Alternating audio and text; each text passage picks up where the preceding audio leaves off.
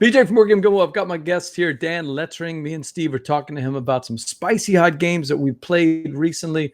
And one of those games that I want to talk about, I don't think you've played it yet, Dan, but are you familiar with Meeple Land from Blue Orange Games? Yes, I've seen it. I haven't played it, though. Okay. So Meeple Land was on my radar for the Eschen Spiel. You know, Eric does a fantastic job over at BGG putting together all the games that are coming out. Normally, I have to sift through 1,500 games to try to pick out the 10 or 20 that we're going to recommend to people, you know, because it's just overwhelming. There's so many games and a lot of people don't want to do that much research. So I like to put out some of the games that I find interesting. I put a couple of the big games that everybody's talking about, but you could find those from everywhere. And I'm always looking for other little games. And one of those was Meeple Land from Blue Orange Games. Plays 2 to 4 players, about 45 minutes. And the hook, Steve, as you know, it's building a theme park. And that right there, you know, I love theme parks, and that's going to get me excited right away. I love Steam Park. I have found other theme park games not quite as good. I wasn't a fan of Unfair as much as other people were. I was going to ask about Unfair. That one.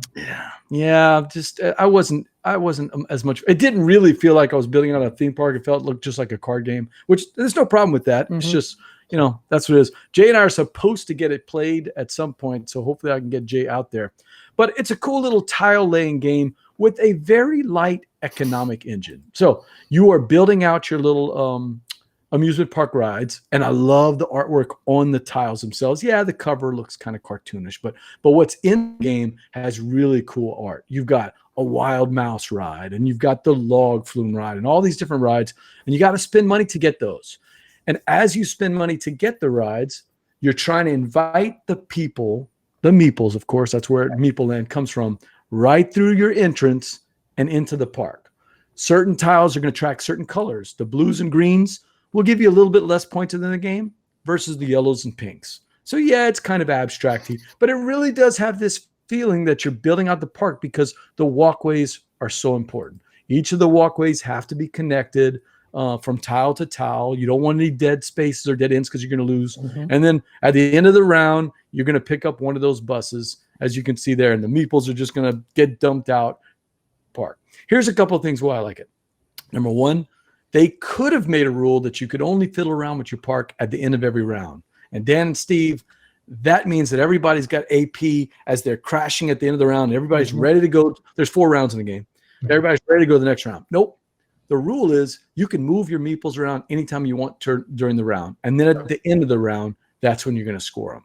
So I like that. It gives you the ability to be a little bit flexible. You can buy little tiles that'll bring just 1 or 2 meeples in your park and move them out and shift them around. And why are you shifting them around? Because some of the attractions are looking for things connected to it. For instance, maybe a particular ride needs to have a bathroom next door to it. That wild mouse ride, you're going to need to use the bathroom right afterwards. Maybe clean yourself up, right? So you have that one next to it. Maybe another ride has a burger joint and it needs that next to it. Well, the cool thing is you get those meeples and you can shift them around and keeping an eye as for what the other players are doing. But as you can see, it looks attractive on the table. It's super colorful. It's easy to teach.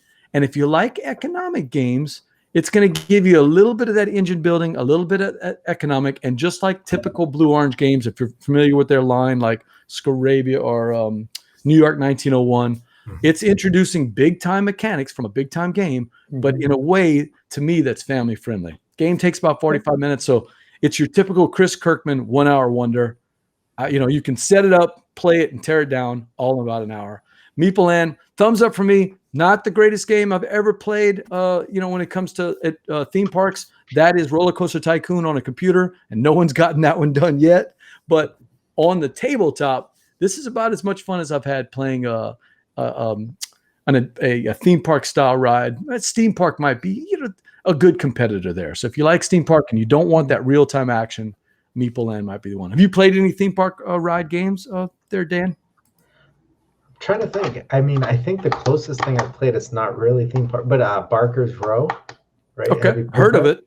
Yeah, and it reminds me a lot of this because you're trying to draw meeples in, but they're more in the stands watching, right? But it's kind of feels familiar with the pulling the meeples in to watch the show. But other than that, I don't really think I have. Dean says, is this theme park in Meeple Town? Meeple Land should be in Meeple Town, right? Or you know what? Meeple Land should be next door to have Meeple to be Town. Meeple. Yeah. You would stay in Meeple Town at the Meeple Town Hotel. Take the Meeple Metro to get. You take the Meeple right. Town Metro over to Meeple Land. So, yeah, that's it. I agree with you, Dean. Tend to like Blue Orange Games. I also like them. The production is always, right on par. It looks great on the table. So, that is Meeple Land, a new game from Blue Orange Games. Check it out. 2 to 4 players, 45 minutes.